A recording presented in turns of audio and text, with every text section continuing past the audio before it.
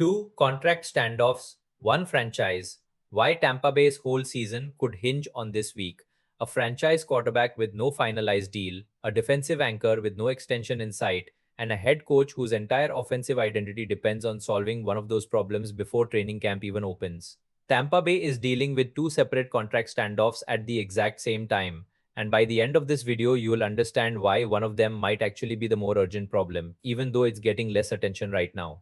We're going to break down where things stand with Baker Mayfield and the Buccaneers, why the gap in that negotiation is bigger than it might appear on the surface, and what it actually means for Liam Coen's offense if this drags into the season. Then we're going to shift over to Vita Vea because what's happening with him is arguably just as important, and it's a story that hasn't gotten nearly the coverage it deserves. Stick around because by the end, we'll get into which of these two situations should actually worry Buccaneers fans more. Let's start with the quarterback. According to reports from Pro Football Talk and other league insiders, there's still a significant gap between what Baker Mayfield believes he's worth and what Tampa Bay has put on the table in their latest extension offer. Both sides, from what's being reported, want to get something done before training camp opens later this month. That part isn't in dispute. The issue is the number, and at this stage, that number is apparently far enough apart that it's forcing the Buccaneers to start thinking seriously about their fallback options.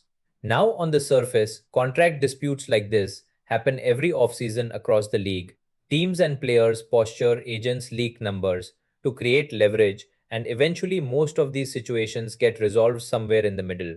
But this one carries a little more weight than the average standoff, and here's why. Baker Mayfield had arguably the best season of his career last year in Tampa.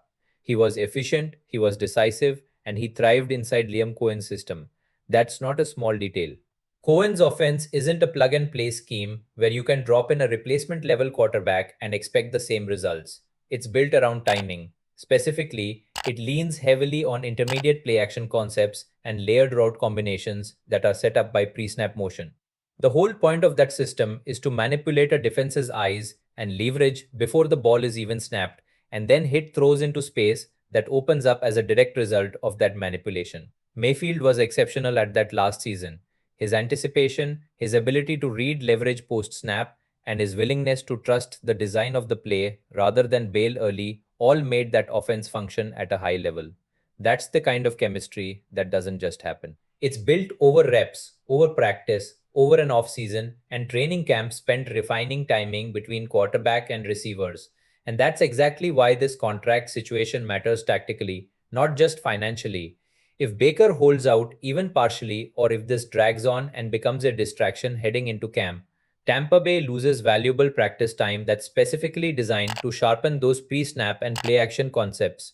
You can't simulate that kind of chemistry in a walkthrough. It requires live reps, and every day that's lost pushes the offense closer to opening the season with a simplified, more conservative version of what Cohen actually wants to run. Think about what that means schematically. Instead of layered motion and manipulation based play action, you're looking at an offense that has to lean on more basic protections and simpler route concepts just to get everyone on the same page in time for week one. That's not the vision Tampa Bay built this offense around. And it's not the version of the Buccaneers that looked so dangerous for stretches of last season. So this isn't just a story about money. It's a story about whether Tampa Bay's most important offensive relationship gets the runway it needs to function at full strength. Now, here's where it gets more complicated for the Buccaneers, because Mayfield isn't the only significant contract situation hanging over this team right now.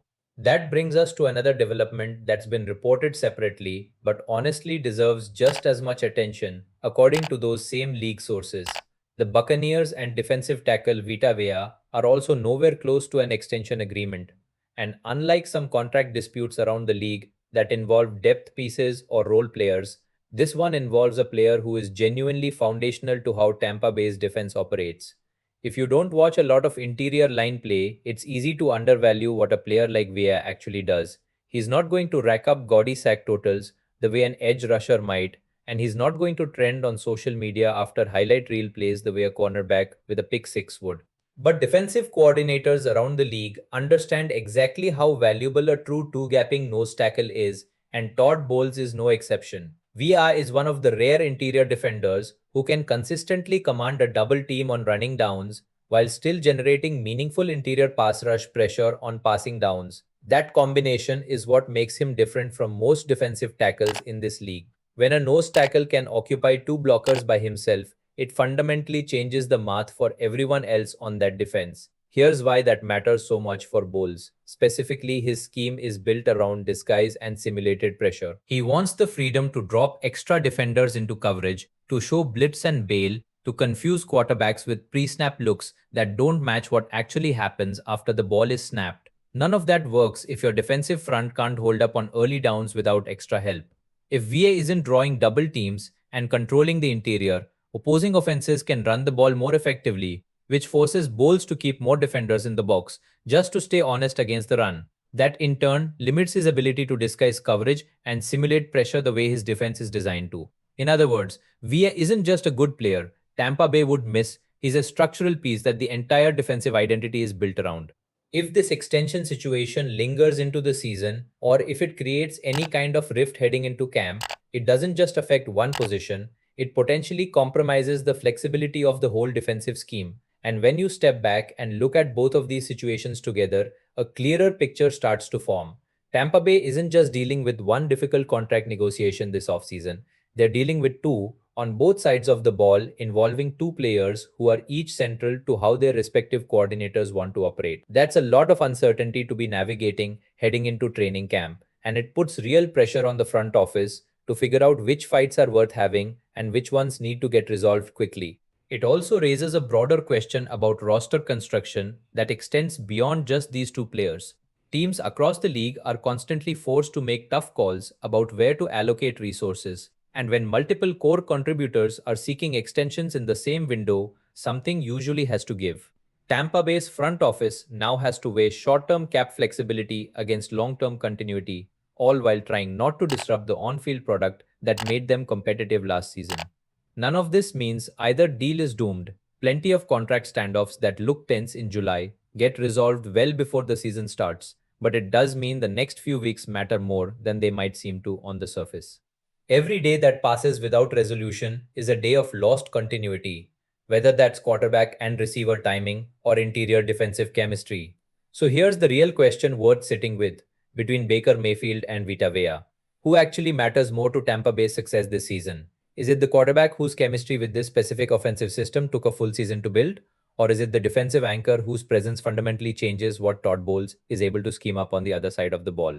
There's no obvious right answer, and that's exactly what makes this such an interesting debate heading into camp. Both situations are worth watching closely over the next few weeks because how they get resolved could shape the identity of this team for the entire season. We'll be tracking both of these stories as training camp approaches, so keep that in mind as more reporting comes out.